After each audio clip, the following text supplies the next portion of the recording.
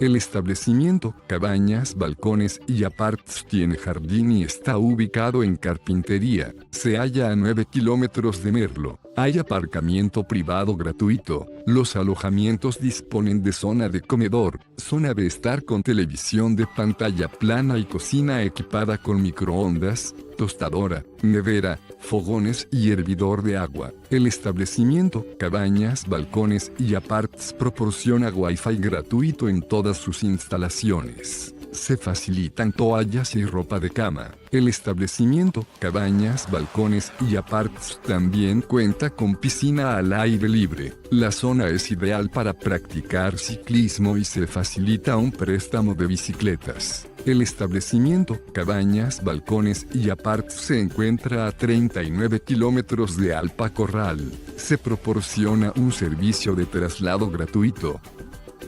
Deja tu opinión sobre este establecimiento en la sección de comentarios y suscríbete a nuestro canal para conocer los mejores hoteles del mundo.